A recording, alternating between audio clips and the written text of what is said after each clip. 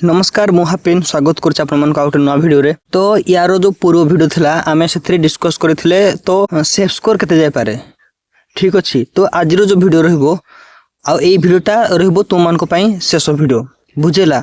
तो किछिटा जिंसो जोडा कि आपन मन को सहित मोर शेयर करिवार थिला ठीक अछि। जेमिति कि आपन माने भी जानिथिबे पूर्व वर्ष रो जो रिक्रूटमेंट आस्थिला फॉरेस्ट डिपार्टमेंट रो तो सेटा एक्चुअली रे बहुत डिले हेतला सेथि पई पिला भाउछंती काले एथर को भी डिले हे पारे। किंतु जदि मु सेमिति कहिबे ना जेतिके सूचना मो पाखर अछि ए वर्ष कोनोसी डिले हेबार चांस नै कोन पाना प्रीवियस ईयर 4 रु 5 लाख पिला अप्लाई करथिले एटा प्रथम कथा।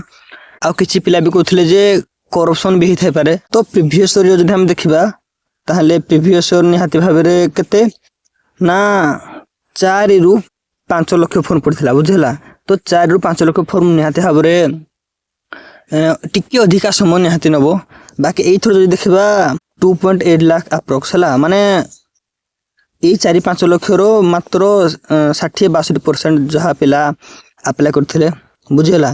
ता माने एई थरो निहाती भाबरे से बहुत जल्दी पिला मान को नेबार अछि। जदि मु कहे केबे कोन हबार अछि ताले देखंतु वर्तमान जदि देखिबा ताले आरआई ओमिन परीक्षा आहुरी निहाती भाबरे 10 रु 12 दिन हरि परीक्षा बाकी अछि आरआई ओमिन परीक्षा। तो सही थिरे निहाती ओ ट्रिपलएससी व्यस्त थिबो हला। तथापि हमें टार्गेट करबा जे जून 25 रु नै कि 30 मध्य रे निहाती भाबरे कोनोसी ना कोनोसी गोटे डेट रे ओ ट्रिपलएससी निहाती भाबरे पिला मान को जोटा अछि रिवाइज आंसर की सेटा निहाती भाबरे पब्लिश कर देबो बुझिहला। तापर रिवाइज आंसर की आसाला परे 7 रु 15 दिन भितरे हला 7 रु 15 दिन भितरे से जदि चाहेबो फाइनल रिजल्ट मथो रिलीज कर देबो। तापरे जो पिला मान को से फिजिकल नेबार थो तारो तापरे आउ गोटे फाइनल मेरिट पळे आसीबो फिजिकल पई बुझिहला। तो फिजिकल समत करथांतो एबे ठीक अछि। जोटा अपन भाबुथले डिले हेबो कोन हेबो सेमति हेबार चांस ही नहीं। आराम रे फिजिकल करूथाओ बहुत शीघ्र से पिला को नबार तारो अछि बुझिहला। आउ डिले करिवोनी। तो समस्ते